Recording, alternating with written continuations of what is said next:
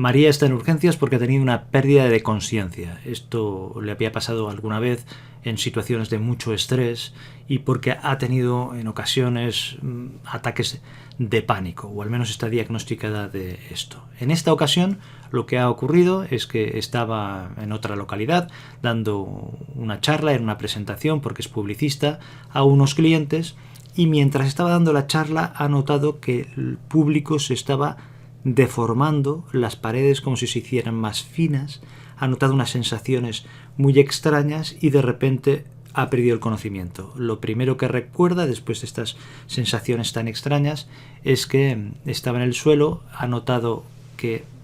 le estaban todos mirando y notaba los pantalones mojados. Resulta que se había orinado encima para su sensación de vergüenza y de pánico ante la situación, ¿no?, de verse observada en estas circunstancias. Y de allí, desde el local, la trasladaron al hospital, al servicio de urgencias. Le acompañaba su marido, que estaban casados hacía un año, y él ya sabía que había tenido varios ataques de pánico antes de conocerle, y también mientras estaban ya casados también han tenido que ir a veces a urgencias por algún ataque de pánico. A veces se despertaba por la noche agitada, con temblor, sudor, con una sensación de opresión en el pecho y de ahogo, y entonces le llamaba a él y él lo que hacía, le había hecho es llevarla a urgencias para que valoraran. Al final el resultado es que no tenía nada y era normal. El miedo que tenía ella es que en esta ocasión, que había sido mucho más aparatosa porque había sido en público y delante de mucha gente, pues que le dijeran lo mismo. Entonces está ahí esperando, le han interrogado cuando estaba en el hospital, le han explicado los antecedentes que tenía de ataques de pánico, no consumía tóxicos, no tenía ninguna enfermedad conocida aparte de esto de los ataques de pánico, y lo que hacen es pedirle las analíticas, las pruebas complementarias correspondientes. Al llegar las pruebas, la analítica es normal, no hay ninguna alteración en los parámetros que se piden normalmente, el electrocardiograma también es normal, no había ninguna alteración cardíaca, ni ninguna arritmia, ni ninguna cosa que pudiera indicar que fuera el origen del síncope, de esa pérdida de conciencia. Le hacen también un TAC por si acaso y resulta que también es normal. La radiografía del pecho, una placa de tórax que le han pedido, también es normal. Entonces, bueno, le dan el alta, le dicen que vaya cuanto antes al médico de familia para que valore si tienen que derivarla al cardiólogo o si tienen que hacerle pruebas complementarias o quizás al neurólogo, porque hay que ver el origen de esta pérdida de conciencia, de este síncope, aunque aparentemente no encuentran nada en este momento y es una persona de 27 años, joven y sin antecedentes patológicos y sin ningún consumo de sustancias ni nada que pueda indicar el origen de esta pérdida de conciencia. Entonces ella está muy preocupada, como es normal, con una sensación de vergüenza por la situación vivida, está atormentándose, está con su pareja hablando y su marido le dice que, bueno, que repase a ver esta situación, desde cuándo le pasa, que recuerda, y antes de ir a la doctora, pues que le explique a ver cómo ha evolucionado todo esto a lo largo del tiempo, ¿no? Entonces ella, haciendo memoria, recuerda que sí, que desde pequeñita le han dicho que era muy ansiosa. De hecho, recuerda cuando tendría menos de 10 años, quizás 6, 7 años, que a veces se despertaba por las noches con una sensación de zumbido por el pecho, con una sensación como de mucho miedo, sin motivo aparente, porque en principio no había tenido ninguna pesadilla y como que algo funcionaba muy mal. Recuerda ir a la habitación de sus padres y intentar hablar con ellos, pero decía cosas sin sentido y era como un galimatías. Sus padres, esto había pasado en varias ocasiones, sus padres la habían llevado al pediatra, la exploración no le habían encontrado nada y lo único que les decía el pediatra es que era una niña ansiosa, que tenía angustia, ansiedad y que como mucho lo que se podía hacer era enviarla a psiquiatría infanto-juvenil para que valoraran. De hecho, también en el colegio, con el paso del tiempo, a veces decían que si era despistada, ¿no?, que a veces se quedaba con la mirada fija y que no atendía bien a las cuestiones de clase, y esto era como un síntoma de que algo no funcionaba bien. De hecho, la valoraron y la diagnosticaron de un trastorno por déficit de atención, le pusieron un tratamiento farmacológico, pero seguía teniendo episodios extraños de este tipo y a veces estas sensaciones como de miedo por las noches que le despertaban y y situaciones similares. Durante la adolescencia sí que recuerda que en alguna ocasión se había desmayado por estar sometida en alguna situación de mucho estrés. Recuerda en una ocasión que había tenido como una sensación de no poder mover un brazo y tener un hormigueo seguido como una especie de temblor, ¿no?, de uno de los brazos.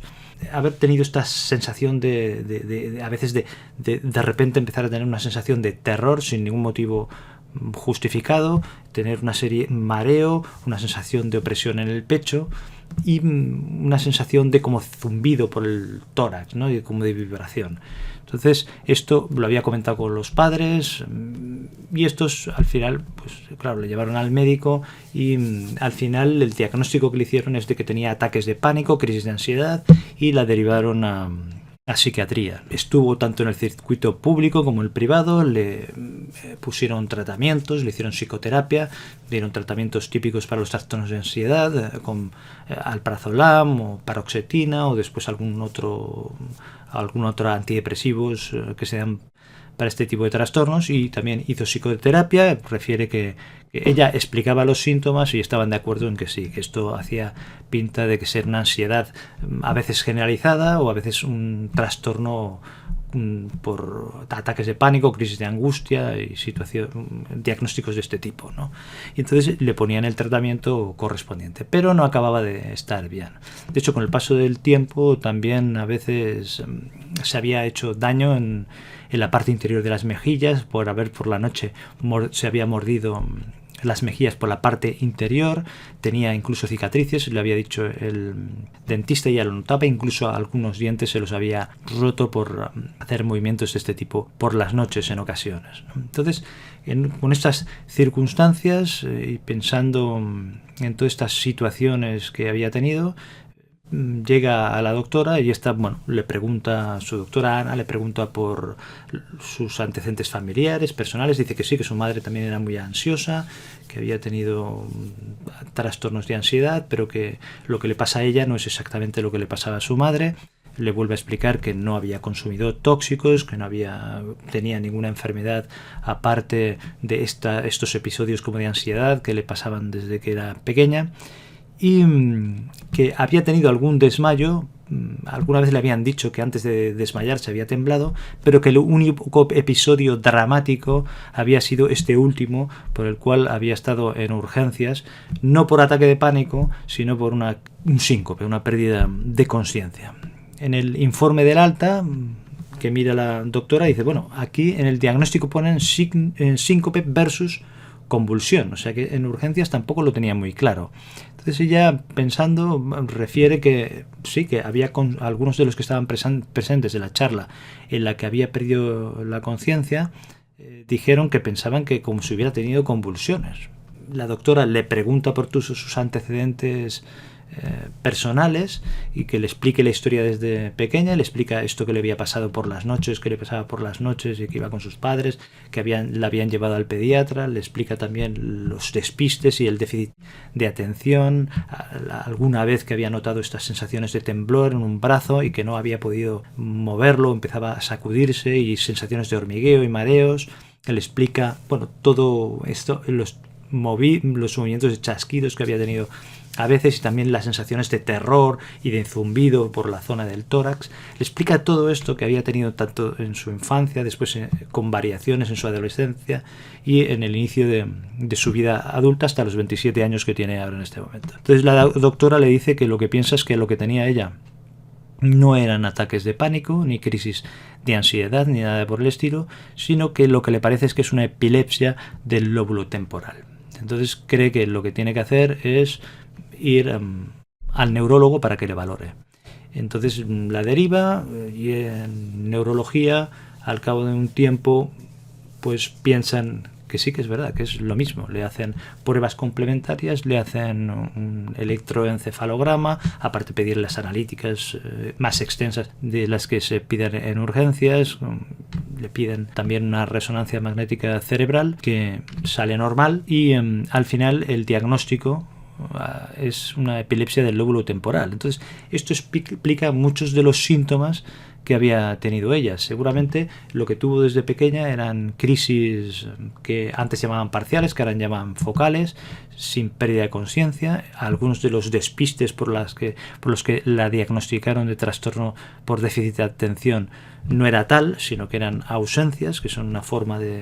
también de convulsiones, de crisis epilépticas que pueden ser generalizadas cuando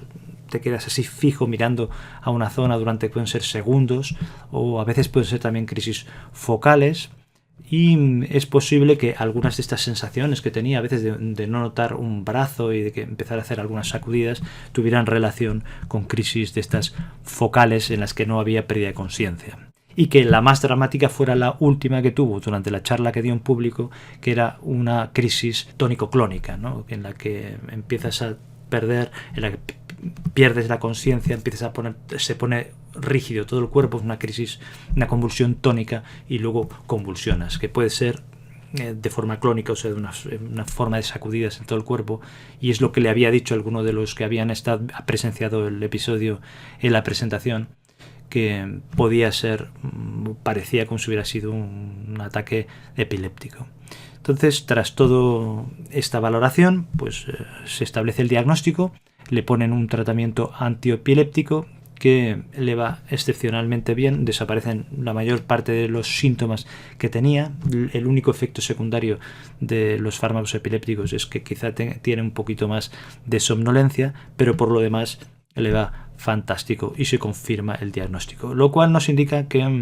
hay que ir con cuidado a veces con este tipo de diagnósticos de trastornos de déficit de atención, trastornos por ataques de pánico o algunos diagnósticos psiquiátricos, que a veces hay que ir con cuidado con este tipo de diagnósticos porque a veces pueden ir asociados a la epilepsia, pero a veces pueden ser manifestaciones de crisis focales o crisis incluso generalizadas epilépticas que se manifiesten a veces con sensaciones de estas muy extrañas y que al final resultan que no son un trastorno psiquiátrico, sino que son un trastorno epiléptico. Te dejo aquí otros dos vídeos, uno sobre epilepsia y otro sobre síncopes, y que por si quieres ampliar sobre el tema. Muchas gracias, cuídate, un abrazo y hasta el próximo vídeo.